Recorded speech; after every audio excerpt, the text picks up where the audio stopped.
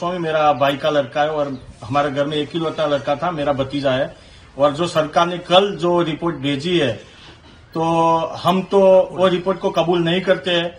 और दूसरी बात, हमारे घर में हमारा लड़का खोया, हमको पता है कि हमें हमारा दिल निकाल रहे। आज पूरा 1 महीना आज हुआ है। तो हम सरकार को ये निवेदन करते, जो प्लेन क्रैश में जो भी हुआ तो ये हमारे साथ जो हुआ हो ये साथ दूसरे के साथ ना हो, उसकी सही से सही जांच करे। और जो हम जानते हैं हमारे दिल पे क्या हो रहा है। अभी मेरे मम्मी है, मेरी भाभी है, मेरा भाई है, हमारे घर में आज पूरा 1 महीना 1 दिन ऐसा नहीं हुआ हम रो के नहीं निकाले। और इसके बारे में हम कुछ अभी हमको कोई बोलने की हम अंदर से कुछ निकल नहीं रहा कि हम कैसे अभी हमारे घर में पूरा ऐसा सुनसान बन गया। पूरा हमारा घर में हमारा दिल भी नहीं लग रहा हमारा उसके लड़के के बिना। और हमारे घर में एक ही लड़का था और इतना प्यारा और इतना अच्छा लड़का था कि भगवान को हमको यही बोल रहे हैं कि हमारे साथ जो हुआ इसके साथ किसी और के साथ ना हो। बस हमको सरकार को ये निवेदन है कि सही के सही इसके साथ जांच करे। मेरा लड़का संकेत गोस्वामी, जिसकी उम्र 19 साल थी और विमान क्रैश में मैंने लड़का घुमाया है। और मेरे घर में जो एक महीना हो गया, लेकिन जो अभी परिस्थिति है मेरे घर की, बहुत कठिन परिस्थिति में हम जी रहे हैं।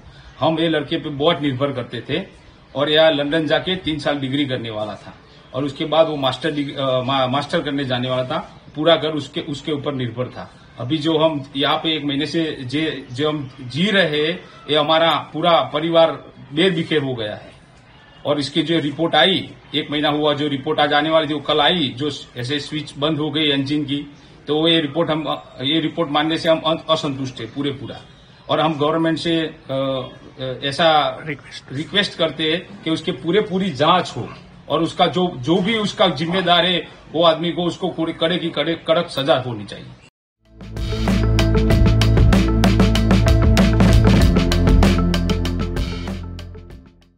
जो रिपोर्ट आई है वो प्राइमरी इन्वेस्टिगेशन के बाद आई है और ये प्राथमिक रिपोर्ट है।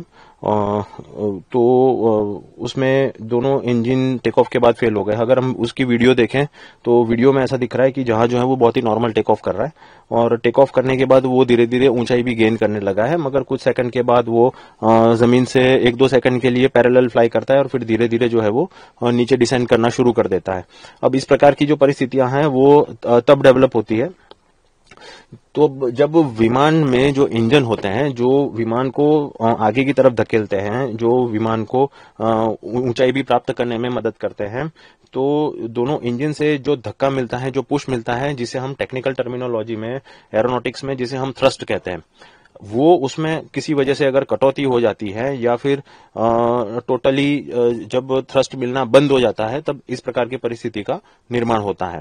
तो ये जब रिपोर्ट नहीं आई थी उसके पहले भी ये कहा जाता था कि दोनों रिपोर्ट, और फिर उसमें रैट भी जो है वो रैम टर्बाइन है वो भी एक्सट्रैक्ट हुआ था। तो ऐसा कहते हैं। तो ये पॉसिबल है कि टेक ऑफ करने के बाद दोनों इंजन जो है वो शट डाउन हुए हो। मैं फ्यूल कट ऑफ स्विच के बारे में टेक्निकली बताना चाहूंगा। जैसे कि आप यहाँ पर आप देख सकते हैं कि जो 2 सीट के बीच में, पायलट की जो 2 सीटें होती हैं उसके बीच में, यहाँ पर बीच में थ्रॉटल क्वाड्रेंट नामक एक प्रणाली है।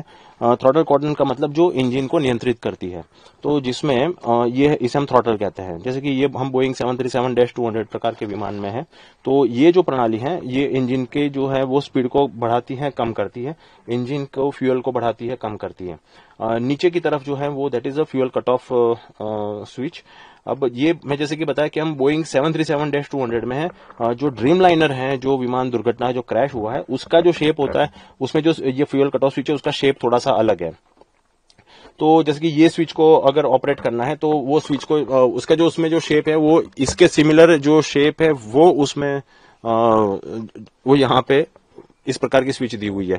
तो उसको ऑपरेट करने के लिए पहले स्विच को थोड़ा सा बाहर खींचना पड़ता है, फिर उसको जो है वो उसकी पोजीशन को चेंज करके फिर उसको रिलीज करना होता है। तो और फिर वो वहीं पर जो है वो रुक जाता है। तो इस प्रकार से वो स्विच ऑपरेट होती है और वो जो है वो फ्यूल को सप्लाई करना या फिर फ्यूल कट ऑफ करना वो उसकी वो स्विच होती है। जी। Subscribe to Midday India. Get direct notifications on all our videos by clicking on the bell icon.